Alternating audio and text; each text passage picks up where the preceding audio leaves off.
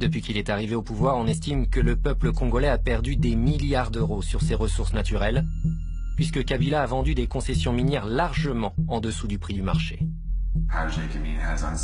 À plusieurs occasions, Gécamine a vendu des parts qu'elle possédait à un prix bien en dessous de la valeur du marché à des sociétés offshore qui les ont ensuite revendues à un prix bien plus élevé.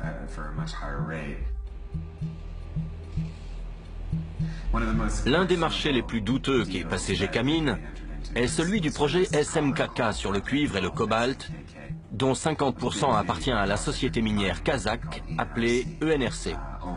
Les 50% restants appartiennent à Joseph Kabila. Tout d'un coup, Gécamine ne possédait plus les 50% restants. Ils ont été vendus à la société offshore Emerald Store Enterprises, basée sur les îles Vierges britanniques, pour la somme de 13 millions d'euros. Personne ne savait qui c'était ni d'où il venait. Quelques mois plus tard, ENRC a racheté la Emerald Star Enterprises, les 50% qui appartenaient autrefois à Gécamine, pour la somme de 66 millions d'euros. Ça n'a aucun sens. L'État a perdu plus de 50 millions d'euros. Il est évident que Gécamine savait que sa propriété valait bien plus de 13 millions. Alors, pourquoi est-ce qu'ils n'ont même pas bronché? L'élément commun entre tous ces marchés n'est autre qu'un seul homme, Dan Gertler, un ami du président congolais. C'est lui-même qui se revendique ami du président congolais. Les sociétés comme Glencore et ENRC font toujours appel à Dan Gertler. Tous les marchés passés avec Gertler fonctionnent de la même manière. Une société associée avec Gertler et basée sur les îles Vierges britanniques achète une concession minière à Gécamine pour environ 5% de sa valeur sur le marché. Juste après, la concession est vendue à une grosse société minière, ENRC ou Glencore, à sa véritable valeur. Cela représente une marge de bénéfice de 800%. Ces bénéfices ne reviennent pas à l'État congolais, mais uniquement aux sociétés offshore des îles Vierges britanniques. Comme les lois de ces îles protègent les sociétés, on ne peut pas savoir qui a réellement tiré profit de ces marchés. Peut-on prouver qu'il y a eu de la corruption? Non. Mais il y a une telle différence entre ce que le gouvernement déclare avoir reçu, ce que la société affirme avoir payé au gouvernement, et ce que la société a vraiment payé. On ne connaît pas les montants exacts. Ce n'est pas normal, et pourtant on voit ça depuis toujours. Le chiffre d'affaires annuel de la société ENRC basée à Londres s'élève à plus de 3 milliards d'euros. Celui de Glencore, également basé à Londres, s'élève à plus de 2 milliards d'euros. Dan Gertler fait désormais partie du classement des nouveaux milliardaires de moins de 40 ans. Combien est-ce que le Congo a véritablement perdu?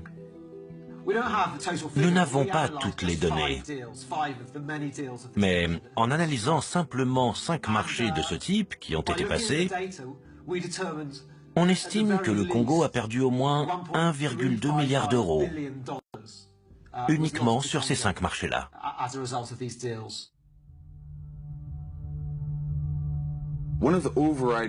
Pour moi, l'une des émotions qui caractérise le mieux tout ce conflit, c'est l'humiliation subie par les Congolais. Ils ont été humiliés, bafoués par les étrangers, par leur propre gouvernement, et ils se sentent complètement impuissants. Cela explique grandement l'exaspération totale que ressentent la plupart des Congolais. Ils ont l'impression d'être désarmés et de ne rien pouvoir faire. Je m'adresse à toi, la guerre. Tu n'as aucun ami. Tout le monde est contre toi. Je suis un orphelin à cause de toi. Tu as tué mon père. Tu as tué ma mère. Tu as tué mon frère et ma sœur. Je te déteste.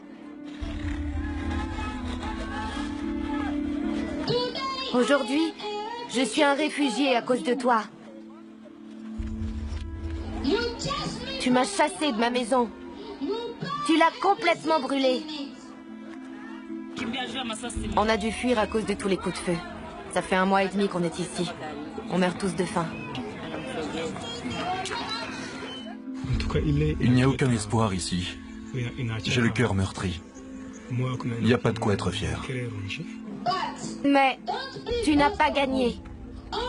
Toute ma famille se bat contre toi. mon village se bat contre toi. Et le monde entier hurle « Non à la guerre! Non à la guerre! Non à la guerre !»